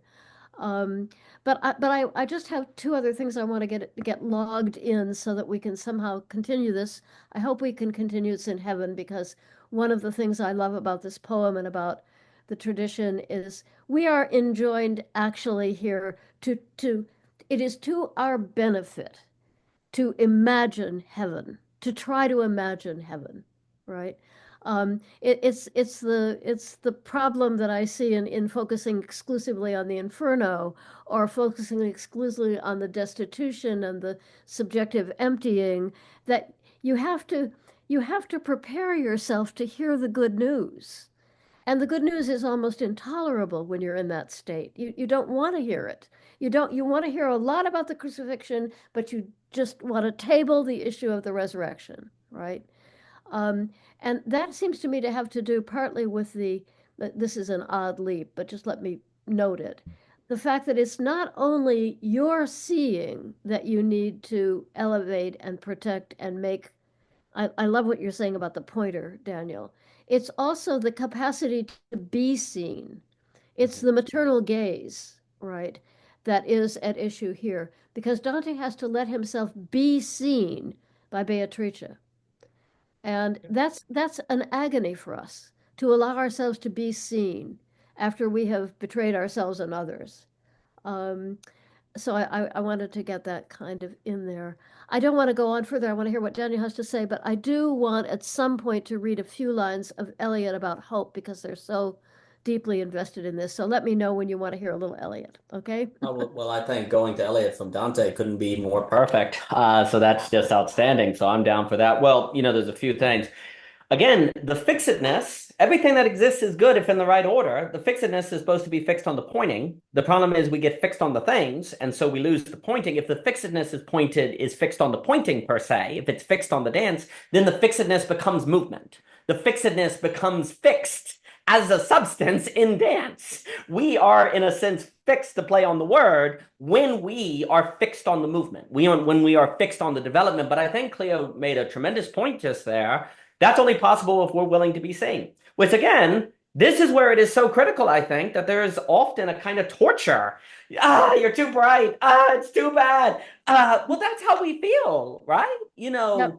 Often when we talk about the gaze of, Sartre is playing on this, obviously the horror of the gaze, but then they turn around in Levinas and the gaze of the other. There is a agony that occurs between the eyes.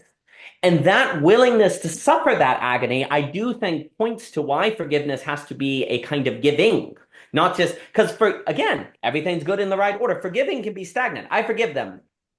We talked at the end of Belonging Again 2:1 that forgiveness is the choice to interact.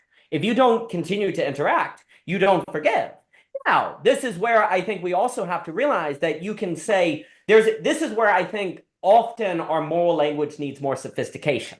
Like there's a difference between bitterness. Should you be bitter and angry at someone because there is like real people that abuse you that you should not interact with anymore. And we say, oh, well, then you don't forgive them. No, you've learned, there's a way in which you learn not to be eaten by bitterness, or you suffer a second defeat, right? Or anger, or different things, although that requires probably working through, or does require working through. But that is not necessarily the choice to continue to go interact with those people, right?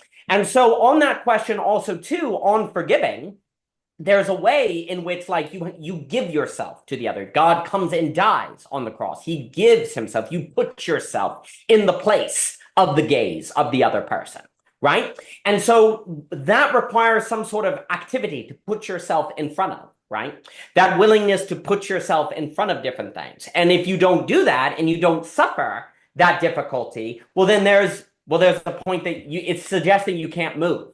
There's a point where you can't continue to move, right? And that's what happens when you're eaten alive by bitterness, when you're eaten alive by agony, you get frozen, right? You get entrapped in something that occurs, right? And the topic of like forgiveness is fascinating when you get into the details. I will shelve that because hopefully the 200 pages or whatever in Belonging Again 2:1, because you have to go through the details of telling. It's like, well, doesn't Christ say to forgive everyone? What are these different matters of bitterness and different things? And what about when Christ dies on the cross? So there's a lot there. But the idea, basically every virtue has a version of it that's fixed and loses its virtue.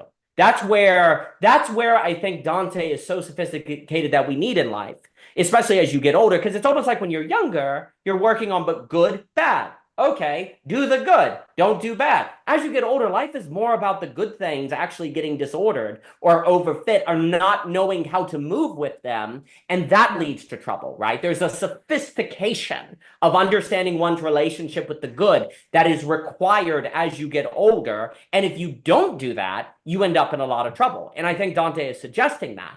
And Ooh. Hopefully you'll be back. so, I mean, look, Oh, he's back. what's the bottom of hell? Where is Satan? He's frozen. He's frozen. Yeah. Daniel, you're in and out. Daniel, you're frozen. Being like ice and fixedness with Satan, where you can no longer move. Oh, painful.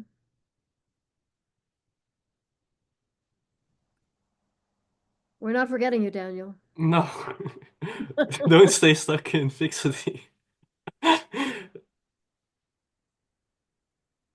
Hmm.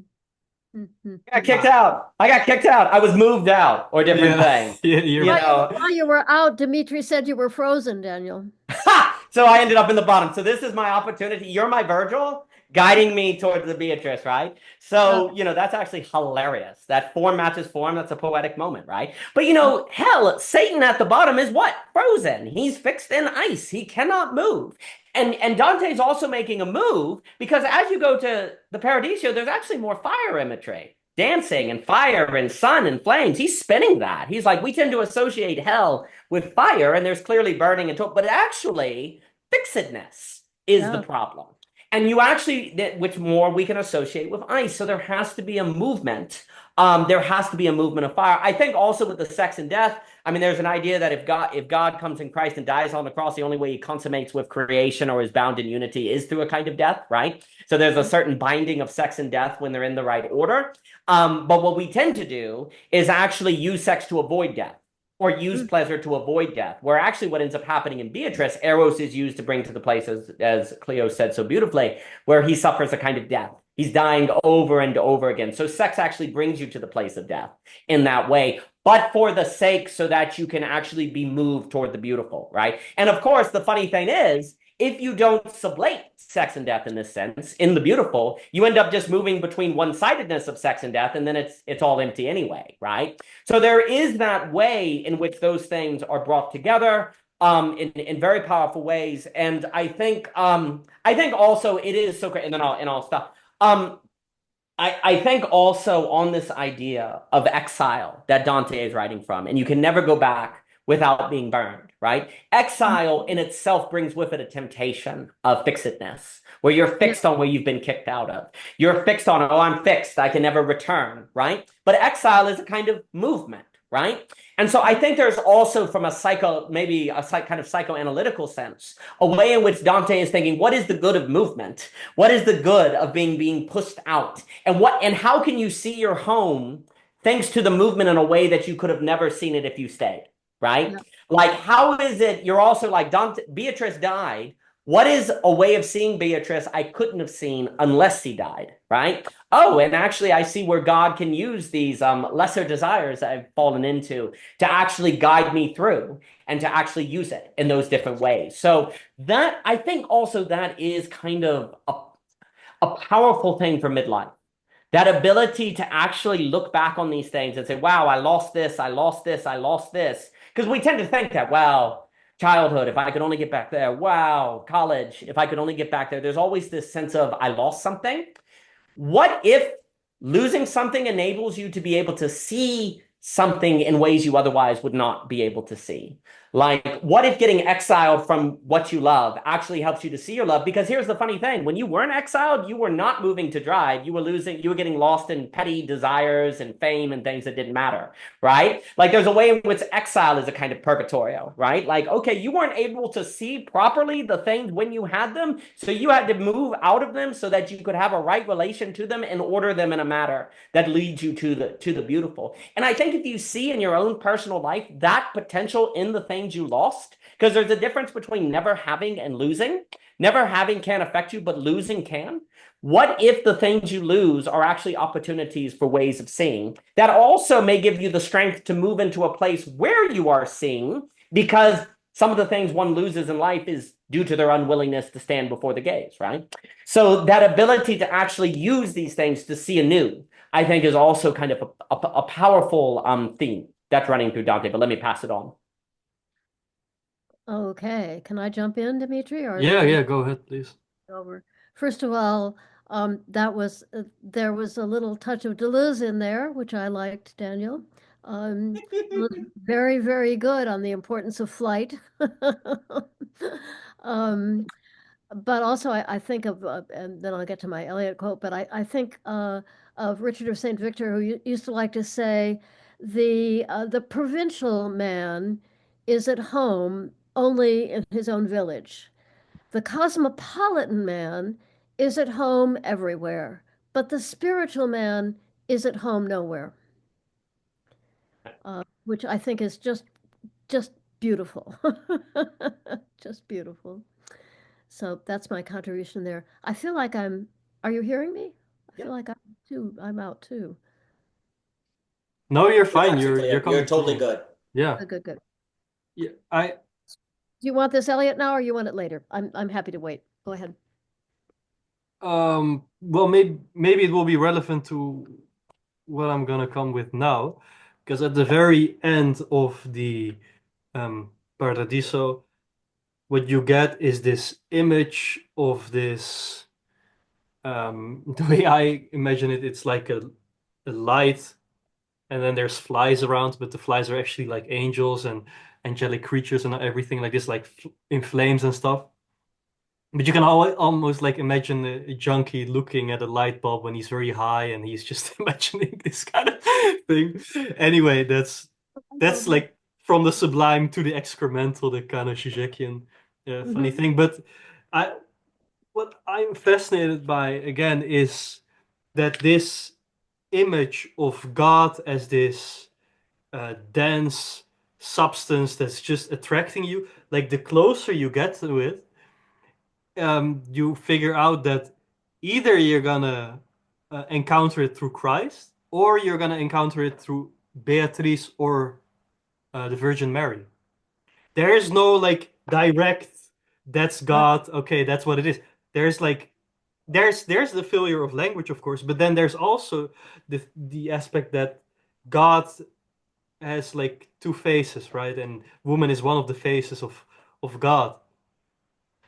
Um, so yeah, this again, I find it very interesting that you get this Bernard of Clairvaux emerging at the end, taking the place of Beatrice as the guide, and then the instead of this vision of Beatrice, you get this vision of Virgin Mary.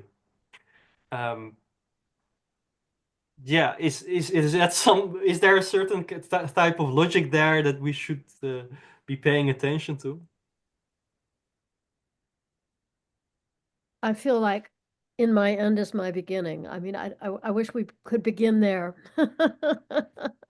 The question it's in the literature about Dante. There's a level of puzzlement about the role of the Virgin there, and so I have puzzled over that myself. But I just want to go to a phrase of Dante's about her that just that I just think could be like a koan almost. He calls her the noonday torch of charity. Mm. Now, having a torch at noonday is unnecessary, right? The Trinity will get you there. But that torch is expressing a dimension and a kind of charity that illumines the light, if you want to say it that way. It's a very paradoxical thing that I think Derrida does capture in his work on the supplement of she's both the extra term that you don't really need and the term that illumines and animates and makes that trinity move. Can Right. I just, I think Hegel, what he does in the Science of Logic, he has, I think it's a little footnote, and then there he says, the three might be four after all. And he's Yeah. very ambiguous, very ominous about it. He's like everything in Right. triads, like everything in triads, but then in this little footnote in Science of Logic, he's saying, yeah, maybe actually it's four. Maybe it's a quadruplicity. So it's also kind of, it is very implicit or like not so explicit factor of the fourth element that's like an ambiguous fourth. It's not a substantial positive fourth that you can just count among the Trinity, so to say. And if I can be really wild and extravagant here for a moment, I think one of the things that's happening here is the Virgin Mary is really beyond the poem. She's really a reach. You know what I mean? Um, it goes back to a very, very complex knot that's almost at the heart of the human constitution. The She's the daughter of her father. I'm sorry, she's the daughter of her own son. And that little tangle is very core to human identity and the incest taboo and the things that make us move. So I think that's really partly because, um, if I can put this in a kind of a strange way, I think it was not her time yet. There's a teaching in Tibetan Buddhism about their figure of female compassion. That there's a teaching in Tibetan Buddhism that there are these things called termas, which are doctrines and understandings of the divine, which are buried in the earth and they're not accessible to us yet, but they will be thrown up. We will encounter them, we will unearth them, or they will be unearthed for us in the future. And I feel like the Virgin Mary is kind of that in that position. You see her kind of reflected in Beatrice, but he can't go there directly. And it's the same thing we're saying about Virgil. He shouldn't go there directly, so to speak. You follow me? Um, there's a level of there's a level of the potential for losing it by going there, losing the particularity and the differentiation and the losing the movement there. The only person who is able to see her clearly, or even approximately, it's better said, in the poem, is Bernard of Clairvaux, who is the most famous Marian scholar in the tradition, right? And he can see her partly because he's a full senex, he's a full elder, right? He's an old man. And I could go down the Jungian rabbit hole there, which is not a rabbit hole I love, but it's very apropos of that moment, I think. So if this is a poem of middle age, I think the apprehension of the Virgin is something that may be reserved for a certain kind of state of mind one gets into, which I have not attained, but which I see on the horizon, of the silence of ancientness, of really being very old. It's the silence at the end of Aquinas's life where he said, basically everything I've seen and written is straw. And she's over that horizon. And I think Dante is correct and wise in letting her be there. So just if you could respond to this, two things struck me when I read this. One is that in Faust 2, there's also Bernard of Clairvaux, and he's also like facilitating this apprehension of some feminine figure, and there's a mad dance of many feminine figures actually in Faust 2. Um, so yeah, that's what it made me think of, and also Lacan's Das Ding, Yes, yeah, this yeah, kind of totally. you Yeah, this overbearing jouissance that's at the core of your being that just rips apart your being. That's yeah. so to That's say. very nice, No. Dimitri. I like that a lot. I like that a lot. Thank you. That's really ringing for me. I just want to say incredibly brilliant. I think that all fits because Beatrice, I think it's like the third rank sitting at the feet. There is this suggestion at the end before the beatific vision of more. This certain Yeah, excess that escapes it that Dante is too young for. I think that's exactly right. And there is this way where when he steps Virgil, he's kind of like a Virgil again. It's like, there's another Virgil? Oh, okay. And it's like, yeah, but you're not ready. yeah, But there's a way in which there's a certain, well, if Dante overstates Beatrice, then there's a way in which that would be, except like if Beatrice is the one that literally gets you all the way, it's like, okay, buddy, you're taking your own person, like your personal biographical life now is too much in the yeah, poem. But if there's this horizon that Beatrice leads you to that you realize you're not ready for, that does feel appropriate.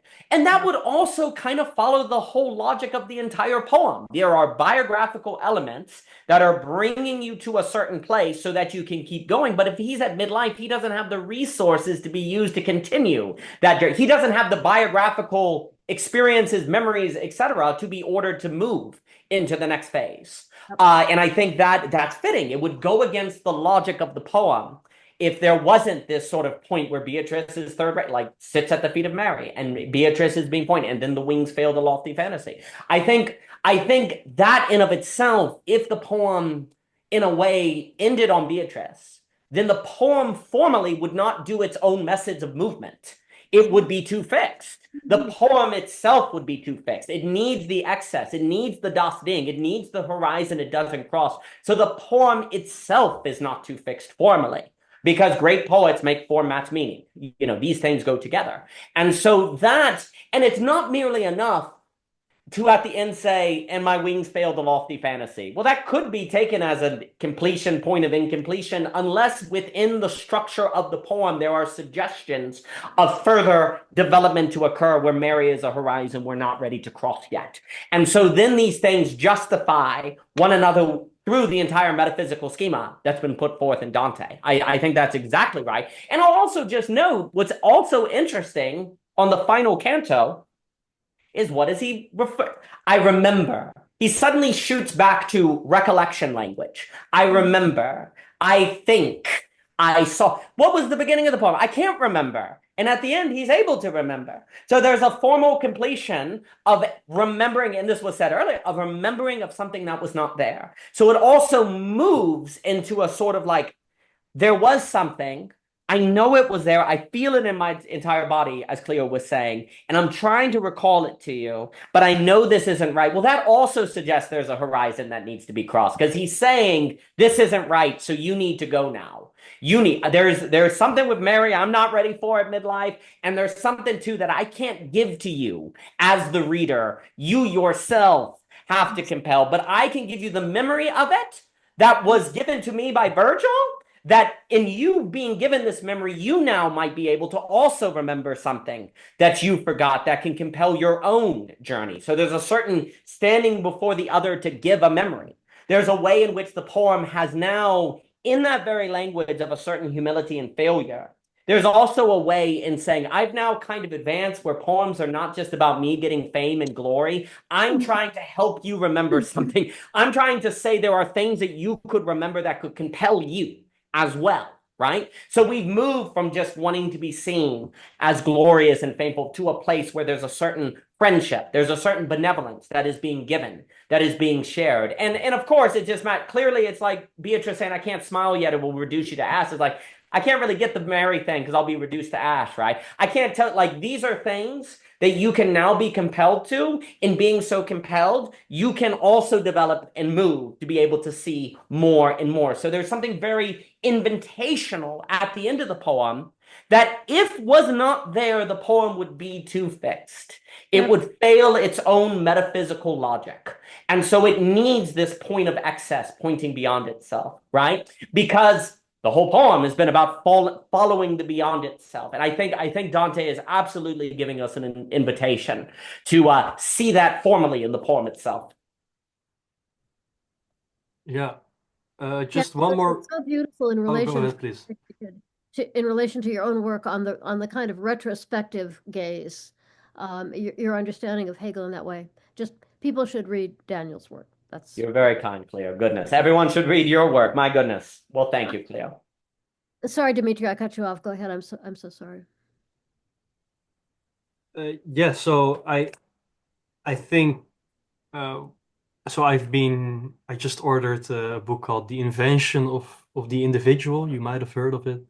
It's about that the individual of modern liberalism doesn't originate where we would think it is, like in the Renaissance or something, but actually with early Christianity. Seems like a very, very fantastic book, and I think Dante is actually proof of that.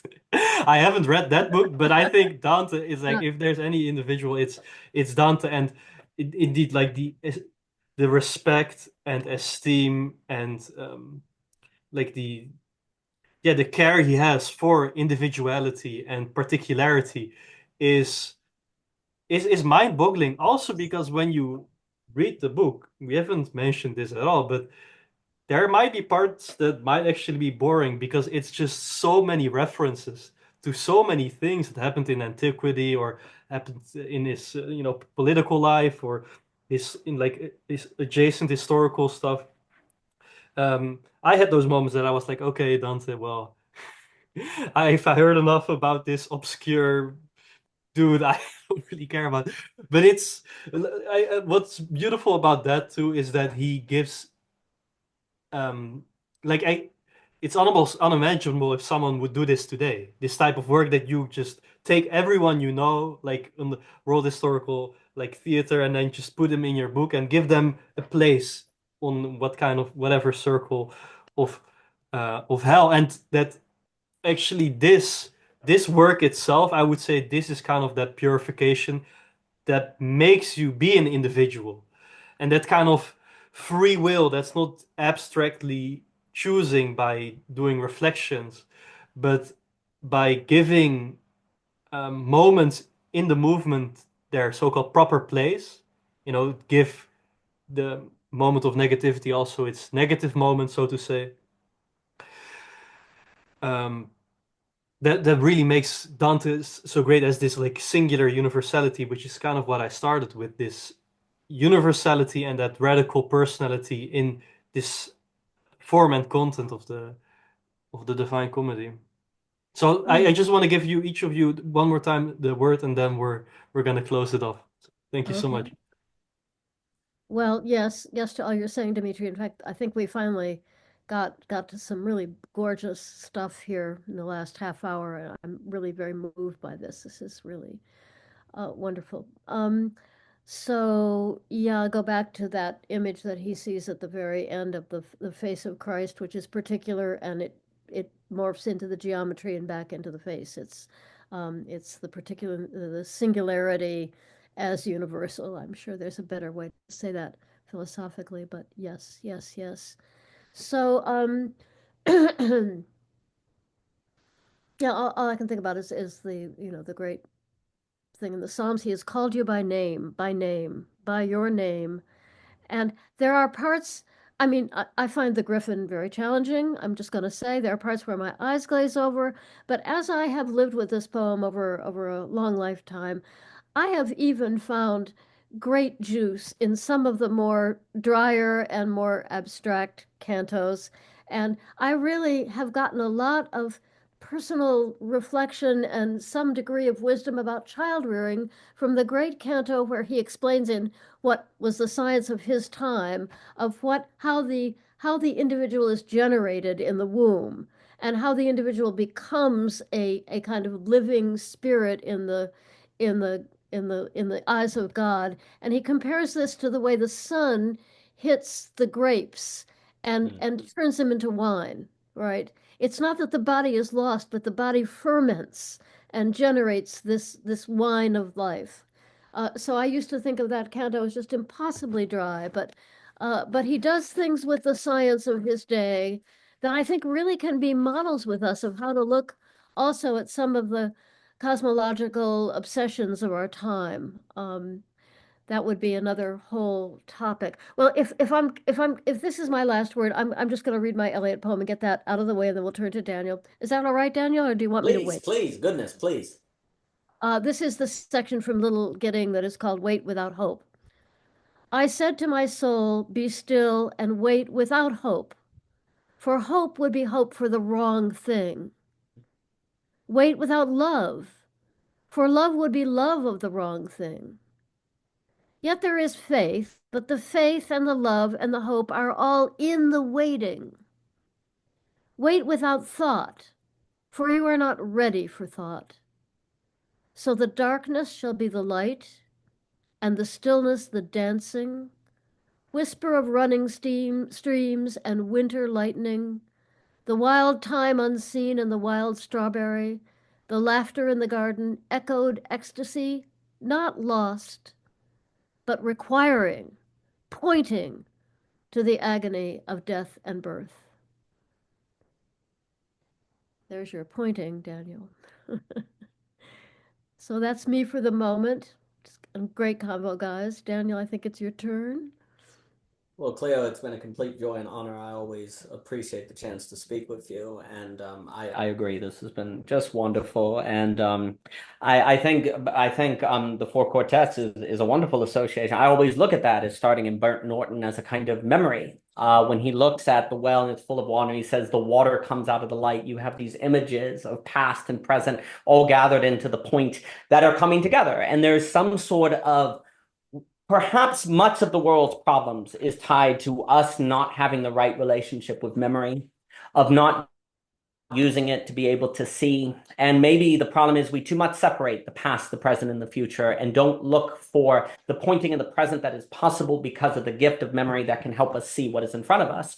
And there is a certain, in so doing, I think the finite and the infinite comes together, as Hegel suggests, which is, the true infinity versus the spurious. And if we can learn to see in this way that I think that Dante points to, that maybe that true infinity instead of something spurious can occur, because desire tends to be stuck on the spurious infinity where drive could have a true infinity. But the question is, how do we gain drive?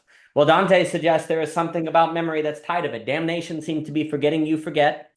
Hope in the right way is remembering you forgot. And then there is that part at the end where it's memory failed. Paradisio seems to be where memory fails. So you have forget, remember you forgot, and then the saturation, as Ebert might say, this point where memory failed because it can't handle the beauty. You have memory precisely so that there is this capacity that can fail before the beautiful. And we really want to get to this place where we can't recall it, but we can sense it. And is that not the ineffable? There has always been an association with heaven and beauty, with the ineffable. But when Dante's like, I know this happened, but I can't remember it, that's a greater testament to the memory, precisely that you cannot recall it because it is so excessive of your finitude. And critically, this image of an individual, because there is this mystery of the individual that is lurking. I should note also that, if there's this gathering of the individual, the whole poem is a gathering of individuals, right? So this gathering all under this umbrella. The point of the individual, without individuals, you could not have dance. But because there are individuals, there's the possibility of separating from the dance. Everything that exists is good if in the right order. Because it's almost as if we as human beings tend to get stuck in individualism, where we have to go through a journey where we can see the individual as the particular, and in its particularity, only beauty and the infinite comes through the particular. Because the finite, what is finitude but particularity? But particularity is not isolationist. The problem becomes when we treat the individual as isolated. It has nothing to do with that's forgetting you forget, right? But without the individual, that brings with it the possibility of confusing it with isolationists. Likewise, the possibility of forgetting you forget. Well, you couldn't have the possibility of the experience of the particular. But in the possibility of the particular is the possibility of the pointing. And so you have to have the individual to have the particular that can have the pointing. And what is the pointing? A movement.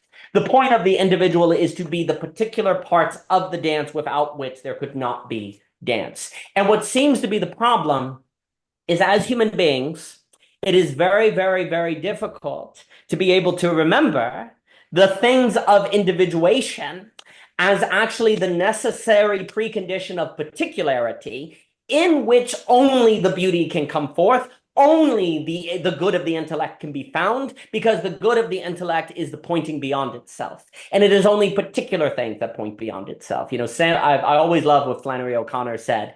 She said she hated symbols, because if you follow a Christian metaphysics, you don't need to make a cup a symbol. If you just accurately describe it in its particularity, in its actuality, and you as a writer do a good job of that, it will be sacramental. It will necessarily point beyond itself. It will necessarily say there is something more. So to try to create symbols in writing actually runs the danger of suggesting there isn't any inherent metaphysical pointing in particular things. And for her, the job of the writer was to actually accurately describe particular things, because in it they would bring meaning and pointing. When you try to create meaning, it's disordered. What Dante has done is very successfully describe particular places and particular people and particular experiences, because that's the only way to see the pointing beyond itself. And this is a gathering of all of this pointing, all of it that is creating movement to bring you to the place of the love that moves the sun and other stars. The entire Commedia itself is a great dance, which is a matching of meaning and form with the dance that we see in the Paradiso. And I think midlife is the time where one has to order their life to participate in the dance, to be pointed toward the dance, and to be ready for the dance. But that does start with a Dante, get your act together. But I think that is an invitation for greater love. And in hearing that sternness, one can hear love. And I think in Dante, speaking to us today, one might be moved in a very similar way as Dante himself was moved, and which we can move today. With that being said, I just want to share a word that I like in German. It's Entschlossenheit, which means unclosedness. But it means two things. There's two translations. It's a speculative word, of course. It's one, resoluteness, and the other one is openness. And it's also the cathartic purification. It's like an Entschluss. It's the cathartic moment of art. So I think that really nicely portrays what Dante is doing with the Divine Comedy, is that there's a resoluteness that's struggling to be open and an openness that's struggling to be resolute. And how do we bring those two together? How do we have a fidelity to particularity while also staying true to that universality in that particularity that you can only find in that particularity? And without this, they're both fall apart. You don't get universality and you don't get particularity if you don't see one in the other. So yeah, with that being said, thank you so much for coming on my channel. Thank you. I'm immensely grateful that I could talk about this book. It's the best gift that I could get after having finished this book. So you're really bringing it alive to me in a whole new way that I'll have to think about, and I'm now thinking about starting to read this book again, having a second reading. It's yeah, that's for beyond this podcast. So anyhow, thank you so much for coming on. Thank you. Well, thank you for having us. Thank you, Cleo. Always